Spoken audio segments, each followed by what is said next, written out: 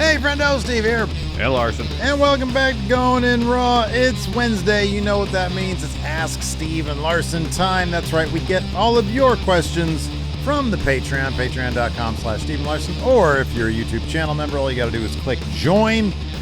So you guys left a bunch of great questions. Larson, what's the first one? Let's do this first one here from the reigning, defending, undisputed Big Blue champion, John Hosey. John asks, John.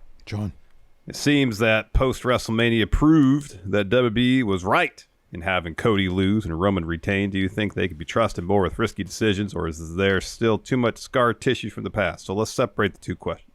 I know still to this day, there's a lot of discussion whether Cody losing was the right call or not. Yeah. So address that aspect first. Yeah. And then, second aspect of this question, do you think WWE can be trusted? Have they earned more of the benefit of the doubt? Mm-hmm. Yeah, two different questions. Absolutely. Yes. So proceed, Steve. You go ahead and go first here. I've seen the sentiment online, especially nowadays on Twitter when you go to the For You tab. I swear it just gives you, it loads up takes that like I just don't agree with, and that's what they do. Have you noticed that it comes in waves? Because I noticed that like the For You tab didn't bother me for a while until the Kings played the Warriors in the NBA playoffs. Oh, interesting. And then it was just all these horrible takes, and that subsided. Something, I think the Mania happened, or the inverse, whatever.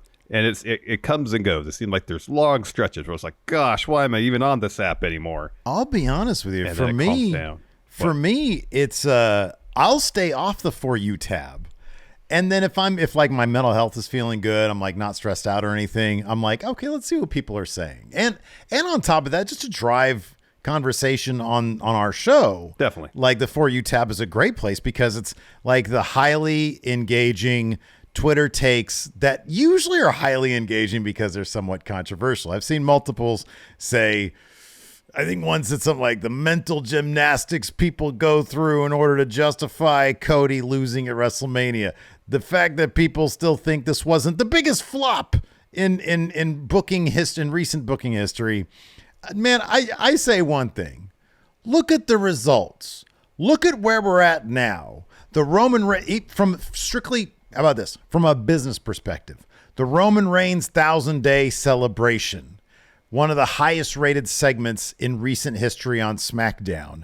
The Bloodline storyline, still really good. I've seen the funny memes out there where like they do the aged face on Roman Reigns in 2040 when he's still fighting the blood. And those are funny and all, but the story's still good. Wouldn't work without the title. That's the truth. They could have told a million other stories without the title, but they didn't. They're telling this one, and this story needs the title. It works from a business standpoint. Cody's never been more popular. People seemingly shouting that whoa in his theme song get louder and louder, so he hasn't suffered at all. And if he has to go through the adversity of a Brock Lesnar, of a Judgment Day, this, that, the other, in order to get back to Roman Reigns, if that's his story, so be it. But he hasn't lost popularity.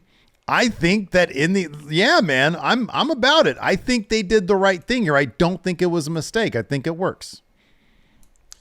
I agree with that. I mean, I was the one before WrestleMania saying Cody needed more adversity. So, of course, I agree with you 1,000%. But for the sake of discussion, I will try to conjure up some well-reasoned take to counter yours, and that Roman should have lost, Cody should have won. Narratively, at the time, not looking at what we've seen since WrestleMania, in the build-up to WrestleMania, it made all the sense for Cody to win. For the first time, really, there was a unified group that could, for the most part, counter what the Bloodline brought to the table. You had Kevin Owens, Sami Zayn to counter the Usos. Cody, obviously, to counter Roman. The only thing Cody didn't account for was Solo, and that cost him the match, obviously. But if Cody could somehow overcome that, Cody wins at Mania. And then his adversity really kicks in. What's his first feud? Brock. Brock can challenge for the title now. He couldn't as long as Roman was champion. Yeah, that makes sense. Yeah. We still know exactly why Brock attacked Cody. No. Those are some nebulous reasons that haven't been really well articulated by any party involved in this feud, or anybody that would be for that matter. And you're right. The story they're telling now with Roman requires him to be champion. Mm-hmm. If he had lost, they would have told many of the other stories they could with Roman not being champion. Which might have been great. Which probably would have been great, given what we've seen so far. And if it was a situation where Roman lost, he took that month off or so after WrestleMania, was off TV. If he had lost and disappeared, and you have the Usos and you have Solo being all, what do we do now? Yeah. Just aimless. Yeah. Floating. Yeah. In the ether that is WWE, trying to find their way and try to rebuild from the pieces that Roman's defeat has left behind. And then he comes back and he tries to reassert control of the bloodline. When they're like, at this point, maybe a month in, they're like, all right, we found our footing. You're not champion. Do we even really need you? Mm-hmm. There's countless interesting stories they could tell with Roman after he lost the title. Sure, absolutely. So, I mean, I agree with you. They made the right call. But your argument's a good counter. It's look. Here's the thing. Unfortunately, we do not have access to the device that they had in across the Spider-Verse, right? We don't have access to the little gauntlet that they use, so we can't tell what business and what the stories would have been like. I look at our reality, such as it is, and I see success.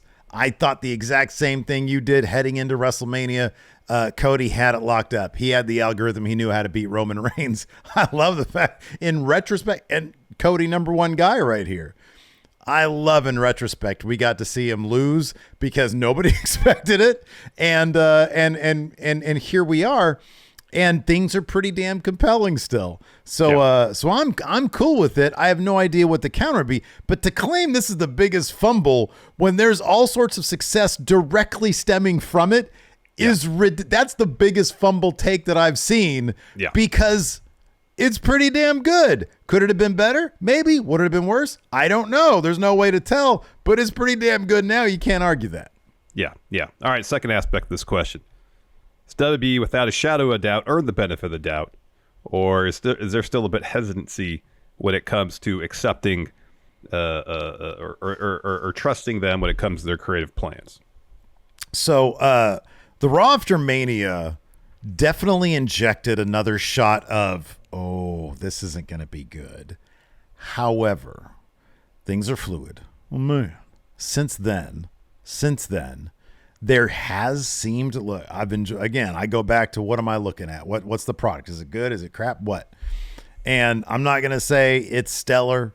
We're still figuring out who the hell is going to challenge the dominant Rhea Ripley for her title when seemingly there's nobody available on Raw. There are things that aren't terribly great. That being said, for the past couple weeks, since seemingly the creative structure within WWE has settled down into Vince is in his high castle, shifting matches around, things here and there. Triple H is the man on the ground, putting it all together in the first place and putting together these wildly successful premium live events. The pay-per-views are off the charts good these days. They seem to have found the algorithm. Now, would I give the entirety of the benefit of the doubt to them? Maybe not. Would I give them the benefit of the doubt to a degree that I feel much more comfortable doing now than I did 8 months ago? Yeah. Absolutely. It's such a reversal. If you go back and listen to our show pre-Triple H, pre-SummerSlam of last year, and we talk about, hey, wouldn't it be cool if Dominic Mysterio went to NXT and became a bad guy? Don't think they're going to do it because they don't do cool stuff, because time and time again, you and I would say they don't have the benefit of the doubt. Nowadays, let's take Judgment Day, for example. Where are they headed with this Damian Priest stuff? How does Jordan Devlin fit into the situation? J.D. McDonough fit into the situation?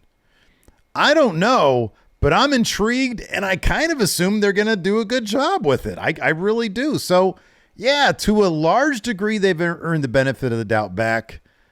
Is it like, oh, man, I know that it's going to kill it every single week like they do on Succession or whatever? Maybe not, but a large degree, yeah, it is. As long as Vince is there in some capacity, I can't give them the benefit of doubt across the board. Cannot. But more so than prior to SummerSlam? Oh, obviously, because when Vince was control, there was like zero benefit of the doubt when it comes to creative stuff. Now, I can't give him the full benefit of the doubt because Vince is still there, you never know. At one point, he might decide, all right, I'm bored. I want to have a heavier hand in creative matters. Sure. Yeah. Creative under Triple H is a vast improvement. Perfect. Far from it. But across the board, things make more sense. He's getting more people involved. The booking of the women's divisions is still really uneven. Some weeks they seem like they're going places, and some weeks the division is barely featured. I like to see that become more consistent and more women's matches and more women's storylines, especially outside the title scene. But yeah, pretty much as long as Vince is there, you can't really say, yes, I trust them completely and whatever they decide is probably going to be good, because you never know when he might be like, God damn it, pal. Yeah. The Gets looming his red pen out and starts doing more edits on the script. You never know. He's a looming dark cloud. I agree with that. Yeah, absolutely. Week to week right now, in a micro sense, I'm like, okay, I think this is gonna be pretty good. But yeah, you're right. Like big picture, long term, Vince there at the head of the ship doesn't bode well. No, you can't give the company your full confidence as long as Vince is there. Right, exactly. Just can't. Yeah. Next question here from the Blind Mask.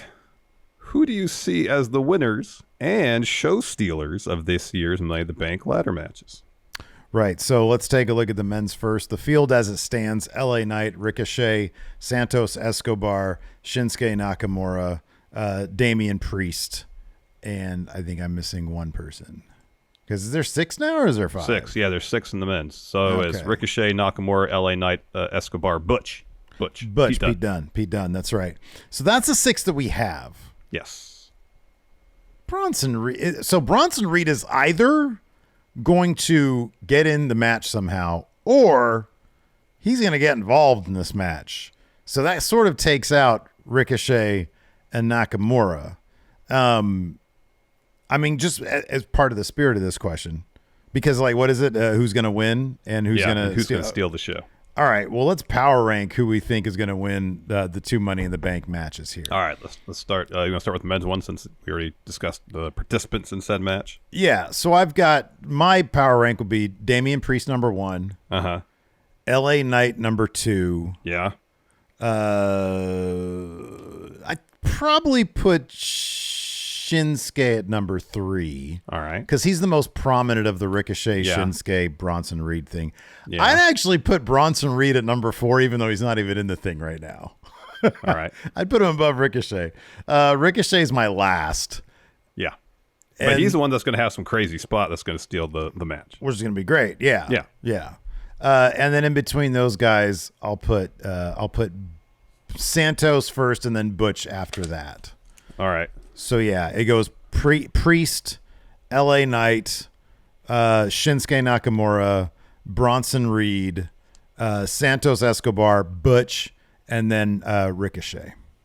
That's my power rank right now. If we're including people that we think might get added to the match, I will do Priest and then Knight 1, 2, but that's pretty close. Okay, sure. It's a tight race between 1 and 2. A bit of a gap. And then Logan Paul.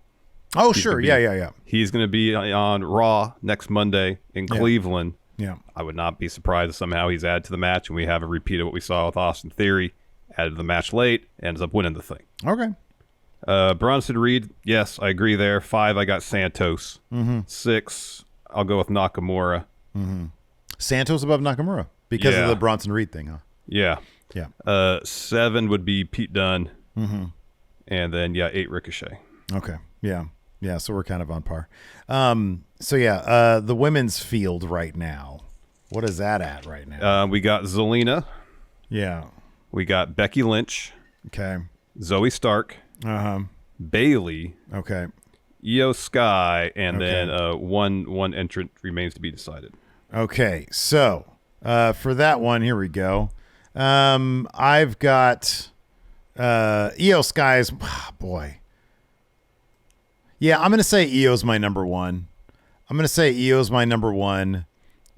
To give Bailey a kick in the pants, I'd say it's Io, then Bailey, then Becky, then Zelina, then Zoe. I got the same as you, except I got TBD between Becky and Zelina. Oh, that's a good idea. Yeah. I think so you're right. Io, Bailey, Becky, TBD. Yeah. Zelina, and then Zoe Stark. As far as who's going to be the show stealer of the match, it's either going to be Io if she doesn't win it. Oh, yeah. She'll do a moonsault off the ladder or she something might like do that. both. She might win it and do the crazy spot, yeah. Zoe Stark, though, could do some crazy spot and be, the talk of the match afterwards. So. Yeah, no, absolutely. That's definitely a possibility, yeah. For sure. There you go. Did it. Look at that. We're in agreement. Look at that. Odd Breakfast asks, power rank the 4 new men's and women's titles. So we're talking World Heavyweight Championship, Women's World Championship, the WWE Undisputed Men's Champion, and the Undisputed Women's Champion. Okay. So it's going to be, for me, it's going to be the women's first, because the white stripe is better than the black strap. Yeah. The white brings out the gold better.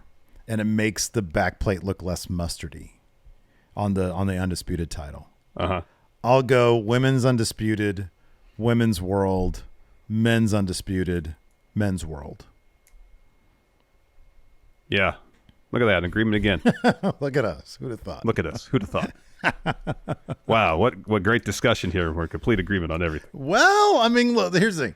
It's 2 of the same damn titles. So then you just got to decide, what do you like, the black strap or the white strap? And I know. The white strap, you can see all the intricate details of like all the little things and stuff they got going on. Agreed. And it brings out the gold. It's really pretty. It's good stuff. Yeah, it is. It is good stuff. And I feel like the white belt, it draws your eye. Yeah, for sure. More than the black one. No, I can't disagree with any of that. Yeah. I think they could have done a better job across the board on all of them. There is this tweet that I saw where somebody had posted like a shot of a new Undisputed title for like the men that is just, it's absolutely beautiful. It's so, here, I'll send this to you really quick. All right. Through text, and then I'll put it up on the screen. But it is absolutely beautiful. I just texted it to you, and it's really not that much of a difference. And it's like, oh man, we could have had this instead. And it is a better. Oh, here we go. Here, I'm gonna put it up here on the actual broadcast. Oh, I like the design in the background. This is nice. From Patrick the Heel on Twitter posted this, and I have it up on the screen right here. Man, oh man, that one on the right, that is beautiful. Isn't that great? It's almost like more of a rose gold. Mm-hmm. Yeah, exactly. And it matches the gold, like the gold that's on there more. Yeah. And you got the brushed metal for the brushed WWE metal logo. W is great, isn't it? Yeah, that's nice. I that know, kind that of is filigree pattern on the back plate. Mm-hmm. Yeah. On the main plate. That looks really nice. Yeah, that's great. Yeah. So they could have done a better job, but I think they still all look pretty sharp. They did a good job with it. So yeah, kudos to WWE. I mean, we could have had a disaster. We could have had remember how I'm used to it now, but the Intercontinental Championship, when they redesigned that, it's like, this doesn't even look like at least do something in the spirit of the old Intercontinental Championship. I know, and they just completely went away from it. No, it was like some sort of Art Deco inspired type thing. That I understand a degree of synergy, obviously with the main men's and women's titles on each show, they're basically, apart from the color of the belt, they're the same design. Yeah, right. And like how NXT used to have it pre 2.0, where the belts were different, but they all came from the same source of inspiration. Yeah, right. Yeah, they are all individual and unique, but they all were thematically tied, based on various design elements and motifs. And that's like the approach that I was like, oh wow, that's really cool. You can tell they're all kind of this metal industrial kind of vibe going on there, but they each have their own thing. Yeah. But when you get designs that are just so far different from one another, there's no cohesion. It just kind of feels like a mishmash of stuff. Yeah, exactly. So I wonder maybe because it's not like the U.S. title is super in line with what they're doing with the World Heavyweight Champion, the top belts on for the men and women on Raw and SmackDown. And the Intercontinental title that Gunther has definitely isn't.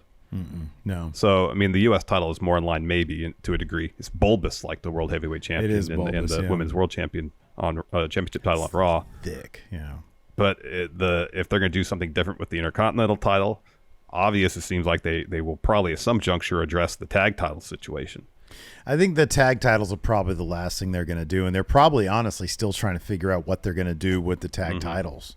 And I doubt they know yet. I mean, it seems like this shit just sort of happens like that, and then they just got to run with it for however long. Anyways, we're going to pause here to pay some bills, Larson. Let's do it. All right. Let's take a quick break here. Get a word from our sponsor, HelloFresh. Steve. Yeah. My calendar on the wall here is correct. We're, about a week or so away from summer. Summertime is nearly here, Steve, which means it's time for me to get started on my beach body. Oh, yeah. I'm going to get me some Balor abs. I need to start eating healthy. Start eating well. Yeah. Healthy and well, absolutely, man. Look no further than HelloFresh, America's #1 meal kit. With HelloFresh, you'll get farm-fresh, pre-portioned ingredients and seasonal recipes delivered directly to your door. And thanks to their calorie-smart and protein-smart lunch and dinner options, HelloFresh can help you reach your Balor ab goal, friendo. Yeah. I used to be a bit of an amateur in the kitchen. And I basically cooked, the same 4 or 5, maybe 6 things most of my life. But HelloFresh's 40 weekly recipe options have gotten me out of that recipe rut. And every recipe comes with easy-to-follow instructions, so even a cooking amateur like me can get a delicious meal on the table for the entire family fast. I've said it before, I'm going to say it again. That beef bulgogi stir-fry, massive hit here in the Larson house. We love it. And my kids, who really got into cooking themselves lately, have really enjoyed helping me prepare the family-friendly recipe options.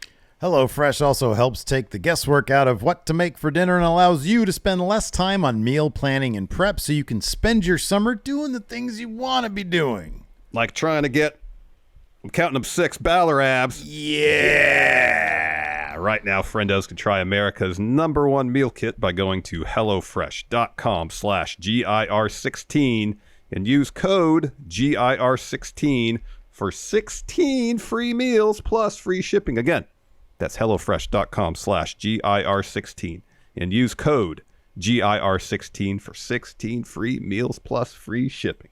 That's right. All right, man. What's the next question? I got a question here from Mondo.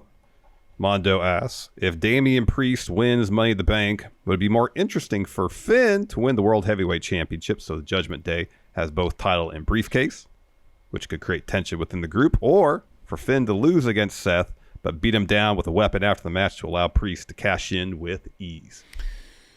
More interesting, the more intrigue is both the briefcase and the title go to Judgment Day. Now, I think that's probably the least likely to happen, but it is the most interesting because, you've got that dynamic. Priest has given Finn his word that he would never cash in on him if he becomes champion.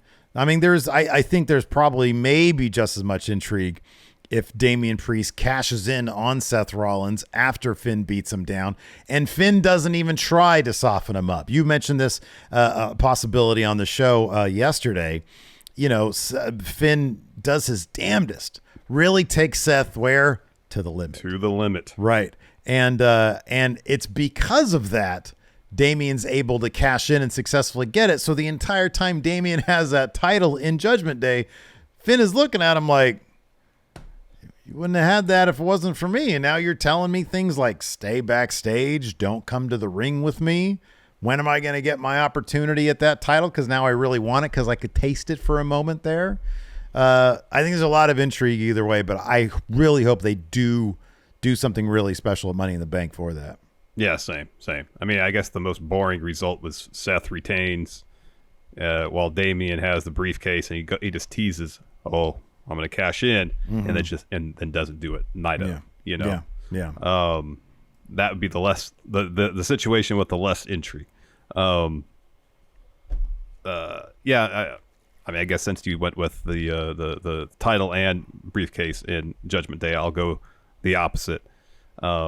If as you mentioned, if Finn loses just barely, Priest cashes in with Seth Rollins after having wrestled a 22-minute match against Finn Balor, cashes in, hits a razor's edge on him, wins the title, and Finn's just in the corner looking at him. That would be the less intrigue. If Damian Priest wins Money in the Bank, would it be more interesting for Finn to win the World Heavyweight Championship so the Judgment Day has both title and briefcase, which could create tension within the group, or for Finn to lose against Seth but beat him down with a weapon after the match to allow Priest to cash in with ease? More interesting, the more intrigue is both the briefcase and the title go to Judgment Day. That is kind of better, isn't it?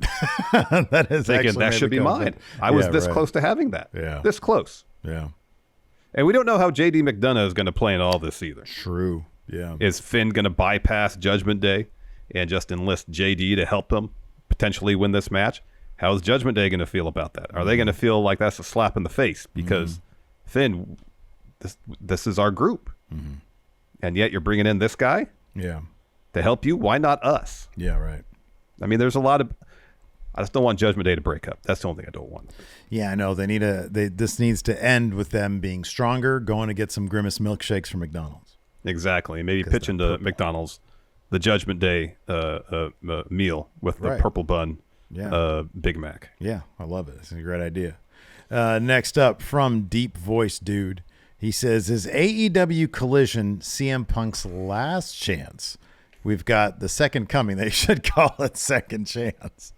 Or is he popular enough that he can cause more drama and still be welcome back in AEW, maybe WWE? Larson, this dude's been causing drama on Instagram time and time again. Yep. Of course, there was Brawl Out.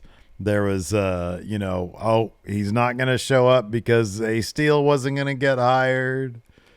And There's always something with that dude, huh? And they still welcome him back. I think this guy can cause drama. The thing that really is going to matter, and do you agree or disagree, is he going to be a draw? If he's good for business, they'll keep bringing him back. If he's just a sack of potatoes, they're not going to deal with this shit. Agree or disagree? To a degree, I agree. Here's the thing, though. Apparently, there has been some rumors or reports that Phil had to sign a bunch of stuff before he can come back. Right, yeah. Non-disparagement stuff. Amongst those legal papers, if there's something in there that states you can't badmouth the company publicly like you did at Brawl Out. Yeah. You can't no-show things of that nature. And he runs afoul of those legal agreements. Mm-hmm. I would guess his time in AEW is probably done. Mm-hmm. Yeah. I imagine AEW had CM Punk sign those documents to safeguard themselves. Mm-hmm. Yeah, sure. So if he did something that caused embarrassment to the company yet again, they could release him without being responsible for paying him, any portion of his contract. Mm-hmm. Yeah. The downside of that is he would be a free agent immediately, and he could, in theory, go to WWE. Although if he's already screwed up twice in AEW, I don't know. And historically, he has not been on good terms with Triple H. Yeah. I don't know how eager Paul or Vince would be to pick up the phone and call Phil and say, come on back. I don't know how interested necessarily CM Punk would be at that juncture. We don't know. That would be the thing more than, like little drama backstage. No, that's not going to be the issue. It's going to be something. If he's going to be out of AEW, it's going to be something major. It's going to be some blow up at a press conference, even if he even does those, or he shoots on someone again during a promo or something like that. Yeah, something big to embarrass. If over the next 3 years he is like an anchor on AEW's ratings, not anchor as in like holding it down, but bringing them down. Oh yeah, right, exactly. Yeah. Then, like, okay, what if Tony Khan's not getting the return on his investment, if he's not the plus delta for AEW at this juncture, they won't release him. He'll be there for the duration of his contract, and they just maybe not re-sign him. He'll be 50 years old by the time that contract's up. But one wayward fart and he's gone. Yeah, you know what I mean. Another brawl out, you're done, son. Yep, exactly. If you don't bring in the ratings, I think that it's all based on business. If he's there and if he's bringing in the ratings, and he's selling the tickets, then I think his position is secure there. I guess it depends on the nature of if another blow up happens. I guess it depends. Like if he signs something legally saying you won't embarrass this company publicly ever again. Yeah, there can't be another brawl out. Yeah, and another brawl out happens, he's done. I don't care what the ratings are. I don't know, man. If there's another brawl out, but the ratings are over 1 million every single week. I don't know, man. I don't know. I was shocked they brought him back in the first place. I'm not going to be shocked again. Adam Fella says, you've expressed AEW creative took a dive after Cody left. This might be pointed at me. If Tony stays booking Dynamite alone, who would you put in charge of creative for Collision? So let's say Tony Khan was like, all these marks are right. I can't do it by myself. I need a Cody-esque savant there booking Collision. Who would it be? I mean, we heard that Bryan Danielson's already starting to get more heavily involved in the creative of AEW. So I guess if you're just looking for someone kind of in-house already to hand the book off to for Collision, I'd say him. I think he's on good terms with Phil. Oh, yeah. Maybe, I don't know. Yeah. As far as someone from outside, if they can bring Scott D'Amore over. Oh, that'd be a huge to book Collision. Yeah. I know Freddie Prinze Jr. is trying to start up his own wrestling thing. If you can convince him, don't do that, come work for us. Have him book Collision. Jimmy Jacobs. He was sort of the guy behind a lot of the more popular stuff in WWE during his time there. Yeah. Yeah. I think Scott, I have no idea because Scott, it would not shock me if Scott D'Amore had like some sort of like maybe ownership incentive. I don't know in Access or whatever it is. Yeah. So I don't know how firmly entrenched he is with Impact. But if the guy wanted, if Tony Khan wanted like somebody who really knew how to take a roster and make the most of it, Scott D'Amore is your guy. I mean, that'd be perfect. I'd love to see that shit. You could also go with CM Punk himself. Say, Punk, book all of Collision. It's all yours. Whatever you want to do with it, go ahead. Why Give him 14 weeks to see how it goes. Right, exactly. You want you to write 14 weeks of television. Yeah. Bring Kevin Nash back. Not back. He was at WCW. Bring him in back as booker of a wrestling company because he booked WCW for a spell. He did. Yeah. He did. That's a good idea. Flair. You can get Flair to book it. Why not Eric Bischoff at this juncture? I don't think he'd be calling Eric Bischoff anytime soon. Man, has anybody milked more out of 83 weeks than Eric Bischoff? I don't know. Probably not. Everybody milked more out of one decent idea than more than Eric Bischoff. ES2 Tesquilo says, since you guys came from film school, do you think wrestling would benefit from different camera angles, like the awesome top-down sequence from John Wick 4? I haven't seen John Wick 4, but I can imagine what you're saying. No.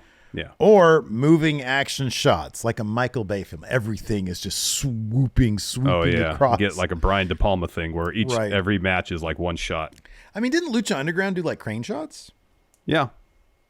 And WWE had like drone shots or cranes for a while. Yeah, they've used cranes extensively at points. You know, I think the language of how to tell a story in pro wrestling visually is pretty well established. Not to say you can't defy conventions and tropes, but that's the one aspect of the presentation I don't really take issue with. It's everything else. I feel like the standard conventions of interviews and promos, the use of unmotivated cameras backstage, that could use a fresh coat of paint. Yeah, right, yeah. You know, we saw Impact for a stretch do the fly on the wall stuff, and I thought that was a lot of fun. Yeah, right. Lucha Underground, where they wouldn't just do backstage promos. They do little short films to enhance the stories being told and the backstories of their characters. Yeah, right. Yeah. And now I don't know if a weekly television show could necessarily invest that much time and money and effort into doing that because, that's a lot. I mean, Lucha Underground had a 30 episode season, so you get half the year to pre-film a bunch of stuff. But you could just change up the visual presentation of how you tell stories outside of the ring, whether that's the Impact approach, whether that's something a bit more cinematic. I don't know, but I'd love to see somebody try to do that on a weekly television show. Yeah. Yeah, no, I think, that period of TNA where they were doing sort of fly on the wall backstage segments, I think there's a lot of stuff. So like if you were to milk this perfectly, it'd be like fly on the wall stuff. It'd be post-match press conference type stuff, like they do in New Japan. Yeah. I'm trying to like just sort of steal from all the good stuff, even some cinematic stuff, like you said with Lucha Underground or Impact Wrestling. I think Impact Wrestling sometimes does some interesting cinematic stuff, like for example, Ethan Page versus Karate Man. So I think like if you steal from all, and I think there is room for your standard WWE backstage interview as well. I can't stand when they have the unmotivated camera in a locker room where there's supposed to be a private conversation and the guy's just there with a camera listening in on a conversation. I think it's silly. I think so too. So that's the one thing I would totally eliminate. Yeah. Craig Hadley asks here, will we see the return of Matt Chat with Friendos this year? It was so fun to see you interact with other great people in the community like Sean Ross Sapp and Queen of the Ring. I don't know. There had, besides this one question here, there hasn't really been like a lot of people saying, oh, you guys really need to do this. I mean, would it be cool? Sure. But time moves fast. It really does. It really feels does. like it was the beginning of the year, like a month ago, and it's already halfway through. Mm-hmm. And so, we are looking at changing up some things, but within our little, YouTube empire, including the Friendo Club Wrestling channel, primarily, we're going to get a little bit more ambitious with that, with some in-person stuff. But I think we've got a decent schedule. We need to get back on track with some retro reviews. But I don't know. What do you think about this? What do you think about that? Though, if we're talking about Matt Chat as a whole, I know there is a spell where we had guests on, and those. Well, that's what this question is. Yeah, I know. But I'm going to kind of expand the conversation a bit. There was a stretch in the history of Matt Chat, a relatively small stretch of time where we had guests on, and those were always lots of fun. And it was great to be able to introduce some other people in the wrestling YouTube or internet sphere that maybe our audience might not have been that familiar with, and that was great. Yeah. As a whole, though, my favorite part of Matt Chat was getting to know friendos who were asking the questions. Yeah, I agree with that. Yeah. We did Matt Chat on and off for 5 years or something like that. Did a bunch of episodes. It really gave us an opportunity to get to know people in our community. That's the aspect of it that I really, really miss. It's how we got to know the Enforcer. Yeah. The very first thing, and that was it was like a life-changing thing. Yeah. Yeah. Definitely. I mean, do you have interest? We haven't really talked about this in private. Would you have interest in bringing that back? Because it was really cool. It was, yeah. Yeah, I mean, especially now that we do have a weekly, we're shooting it now, Q&A video. Yeah. If somehow we can incorporate both text questions and video questions into it, it would make sense. Yeah, sure. So something to consider if from a production standpoint, we could work it out so it's more efficient than how we used to do it. Mm-hmm. Yeah. I think it's something to consider for sure. Okay. Yeah. All right. Yeah. There you go. We can lightning round some more questions. Bucket Dipper says, currently sick with COVID for the first time, so I'm recovering. What are some of your favorite so bad it's good moments, matches, and wrestling's cheers, friendos? Well, speedy recovery from the COVID there. Yeah. Bucket Dipper. Absolutely. So bad it's good. Man, that's a tough one because there's stuff that's so bad it's hilarious. Like, I was surprised the response I got when I posted up that tweet. Because I think Tom Campbell over at Cultaholic, they had a video, the best SmackDown ending ever. Oh, yeah. And I countered with Daniel Bryan with the 2 Eric Rowans. That's so good. It was hilarious. It was so funny. It was so bad. I'm not going to say it's good, but it was definitely hilarious. So there was that. I guess if you want to go on that thread, so bad that it's funny to watch. Stuff like, Goldberg smashing Sid's car in WCW. Love it. I mean, the Deadlock guys always have a bunch of great clips between all of their different Twitter accounts. Like Tony Pizza Guy, he's got a bunch of great clips on his Twitter accounts. It's the Hunter Jeff Jarrett's bit from Impact. Okay, yeah, I got to. You watch the whole unedited thing, and it gets by on the charm and personality of the performers. Mm-hmm, yeah, right. The concept is ludicrous. Yeah, like this shouldn't work. Mm-hmm. But you got Jeff Jarrett and they're screaming 100 Jeff Jarretts. Yeah. It's funny, and you watch the supercut of it without context. It's funny too. I do think that it would be a lot of fun. Like if you and I had all the money in the world, but we still had the itch to do this like once a week. Mm-hmm. I would not be opposed to being like, hey, we should just do let's just watch every episode of TNA. I know. This is the only thing we do. Once a week, we do that. Start with episode 1 or the first pay-per-view they did. Sure. Yeah. They had like weekly pay-per-views is how they started, right? That's how they say it was $10. Yeah. Yeah. Which is like pricey. Metal Pulse here asks, when Miro comes back, do you think he will have the same character, or will they try to reset of some sort, or a whole new character? So I just saw something within the last couple of days about Miro, and they were referring to him as God's favorite champion. So I'm guessing okay. we're going to get the Redeemer, which is great, because I feel like there was a lot more they could have done with that character they didn't do. You know what they should do? Huh. God's championship. Have Miro come in with a championship, and just nobody ever beats him for it. No. He takes one of the titles that's already there and redubs it. Because it's going to feel like an FTW thing. Like, well, it's just Miro's belt. Yeah, I know. But, like, I'm just thinking what's more realistic? He beats Orange Cassidy or he beats Wardlow? No one's beating Orange Cassidy. They're not going to do that. So he just has his own title. He could beat Wardlow. Beat Wardlow. TNT title. That's his belt. That's the one that he wanted. I think it'd be awesome. I don't think they're going to do it. They should. They like fidgety promos. You don't. David Matushek here says, do you think the current LWO will have a longer lifespan than the original incarnation? The original one was not around very long. Nope. It was not. So, yeah, I do. Absolutely. Let me see here. LWO. I'm going to see when how long the original iteration. It was a matter of months. Yeah, it was not long at all. Let's see. History. Here we go. It was formed in late 1998. And then it was done by, where was this? Oh, it doesn't say, but I want to say it was, oh, here we go. A car accident suffered by Eddie Guerrero on January 1st, 1999. So did it start like September of 98 or October of 98? It says, okay, here we go. October 5th. You're close. October 5th, the LWO was formed. So 2 months, pretty much. Yeah.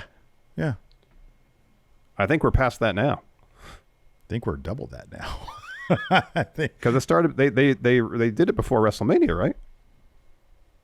Was it before WrestleMania? Was it before WrestleMania? Or maybe was it right after? I think it was right after. Wasn't it in advance of Backlash?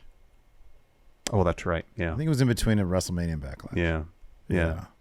So it's getting close. It's getting close to being there. It's getting close. So yes, without a doubt, yes. Yeah. Zyshawn Moore asks, with the end of the Raw and SmackDown Women's Championships, which title do you believe had the better lineage? Oh, geez. So Bayley had a hell of a run with the SmackDown Women's title. Yeah. Charlotte and Sasha had a really good series for the Raw Women's title. Yeah. Becky had the Raw Women's title for about more than a year. They both main evented WrestleMania, right? Wasn't it for all the belts, that one? It was, yeah. But then Sasha Bianca was for the SmackDown. Yeah. Maybe it's a wash. Well, the Raw one came before. The Raw one is the one that Charlotte got after winning the Divas title. Yeah. Top of my head, I'd say Raw. I feel like it was sort of the more relevant brand during most of the time there. Yeah. So I'd say probably the Raw one. Yeah, I'd say probably the Raw too. Mean Durfee asks, early Rumble and Chamber predictions. Who do you got winning the Rumble next year? Cody and who? Cody, yeah. Cody from the one spot, yeah.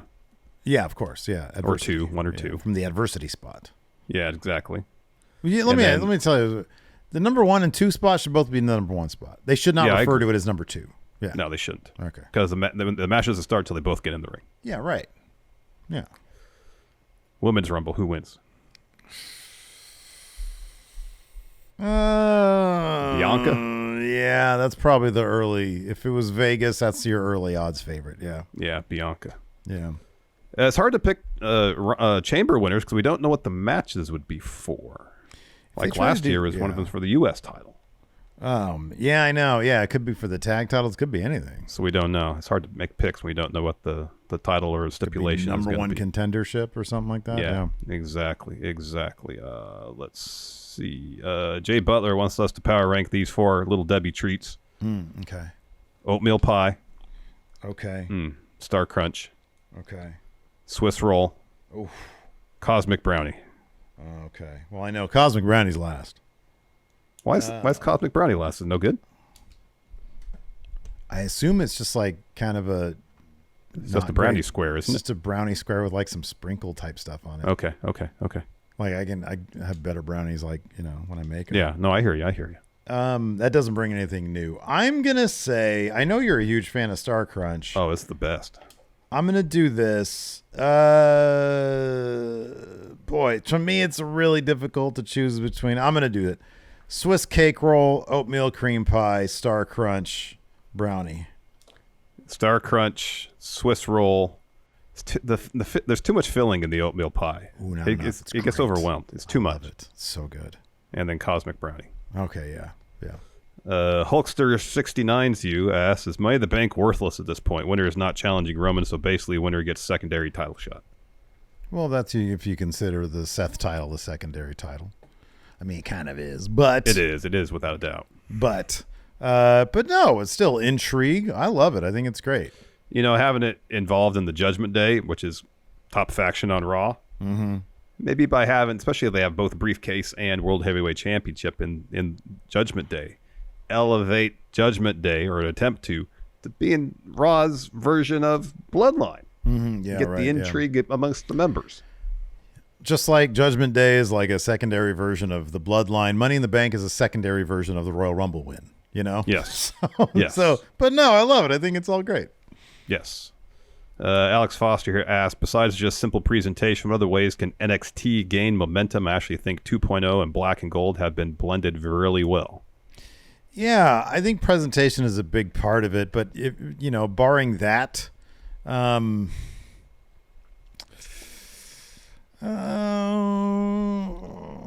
I wonder why they don't bring back the TakeOver name. I would imagine that Triple H probably, like, that's the one hill he'll die on.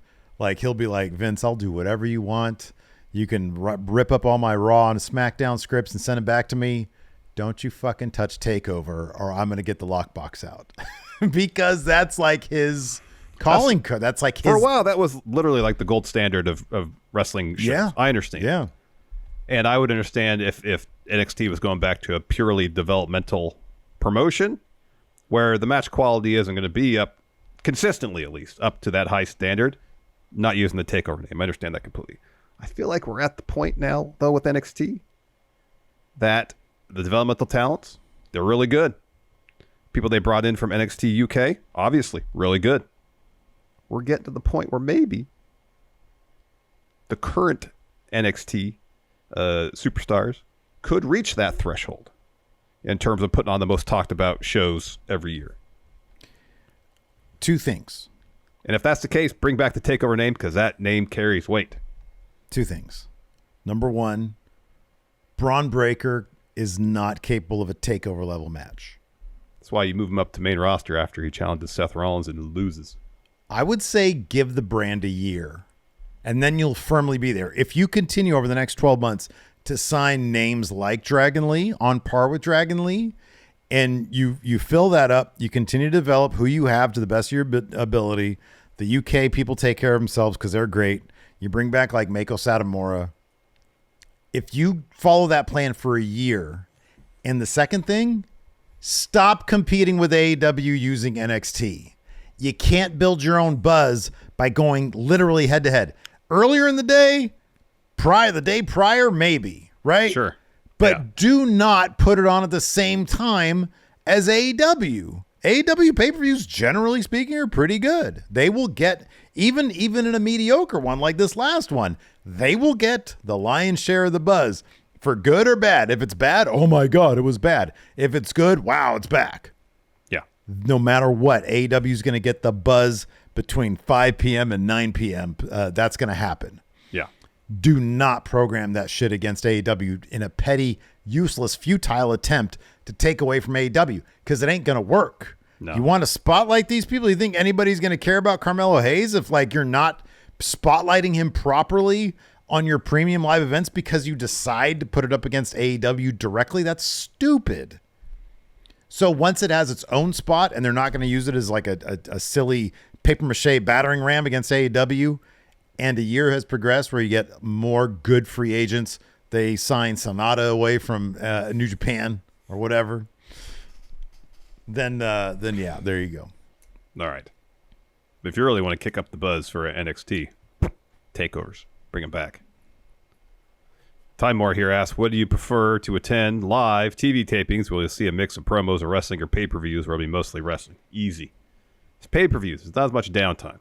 True. Yeah. And these days, I'd love to go to a WWE pay-per-view these days. I mean, we have to work. Brisk 3-hour show. But they're also really good. I know. Big things happen. Yeah. Agreed. Luis here says, with everyone at full force and healthy, who'd have the better Forbidden Door card? WWE in New Japan or AEW in New Japan? They allow the AEW wrestlers to wrestle more, like to do their full-on New Japan type wrestling stuff. So the matches would probably be better, but in terms of like, oh my God, the buzz and scope of it, there's no question it's WWE and New Japan. Yeah. Yeah. I mean, the thing about AEW and New Japan, too, is that there's so much crossover. There is crossover. Yeah. There's stories there. Mm-hmm, yeah. In some scenarios. Yeah. So that helps a bit. CatDad7 says, you're at the first AEW pay-per-view that has Punk and the Elite under the same roof. And they both have their own separate catering. Mm-hmm. The Elite's has prime rib, but Punk's has Reese's Pie. You can only go to one. Where are you going? Oh, I'll go to the prime rib. You can get Reese's Pie at like Rayleigh's or whatever. Yeah. Yeah. I'd smuggle in some Little Debbie cakes, some Swiss cake rolls, and roll up in there. Get some prime rib. Who's got the Elite's got prime rib? Yeah. Yeah. What's up, Hangman? Yeah. What's going on, Chugs? 1,000%. Yeah, give me the Elite's prime rib. I don't really like peanut butter that much. Hey, Kenny, you want to talk about video games? Weren't you the guys that did 10 for the win? Yeah, that's right, Kenny. Show. But your thanks, Kenny. But your commentary, your knowledge of video games, obviously, was terrible. Thanks, Kenny. You saw right through us. Good job, cleaner. Yeah. Kevin Bartolazzo is Damian Priest turning into the modern-day Scott Hall. I think he wears his fandom of Scott Hall on his sleeve as much as one can. Yes. A little too much, right? He does this shit when he's walking down the aisle. Yeah, he's got the dripping liquid on the pants. Yeah, yeah. I think blood. Scott Hall would love the tribute. Absolutely. Yeah, I think and Damian Priest is great, man. He's so cool. Andrew Connolly with tickets not selling is Collision dead before it even starts? No, we don't even know what Collision is going to be other than the Phil show. Otherwise, we don't know what it's going to be. It's going to be Nitro Part 2. Or is it going to be Thunder? No, that's Rampage already. This is Rampage. The Rampage is going to be like WCW Saturday night. Shotgun, yeah. Excuse me. Yeah, no, we don't know what Collision... What's the question? Is Collision dead before it even starts? No, come on, no. I saw that they finally got to 800 tickets sold for the Hamilton Collision. How's Regina selling? Still not great. What a bummer. 1,400 maybe. Yeah. I don't think it's dead, but they're going to need to really load it up in order to make sure that it has a pulse. Yep. And they need to load up those cards for that first run of Canadian shows so that they get a lot of walk-ups. Bret Hart. Because that's when the Owen tournament's supposed to be happening, is those run of Canadian shows. Bret Hart. Owen. Bret, hey, I'm here. I'm a draw. Maybe they got to announce Bret at some of those shows or something. Yeah, dude, absolutely. Is he's under a WWE deal, isn't he? I imagine he's under a Legends deal, yes. I'm on a Legends deal. We'll end on this one. Mayor Pled of Houston. If you live in the United Kingdom, you can only go to one show. Yeah, one show. Would you go to Money in the Bank? Okay. Or All In? Money in the Bank or All In? Man, I'm sorry, dude. I'm an E-drone these days. Give me Money in the Bank. Dude, we might get a cash in. If Damian Priest cashes in on Seth Rollins, I want to be there for that shit, man. I don't know. We saw the greatest cash in that's ever going to happen with Seth Rollins cashing in the main event of WrestleMania. Can't really do much better than that. I want to be at the second one, man. Here, this 70,000, 75,000 people. That sounds miserable, dude. I know, because my answer is not going to be based on anything that has to do with the actual shows themselves. What's on the card, who's wrestling.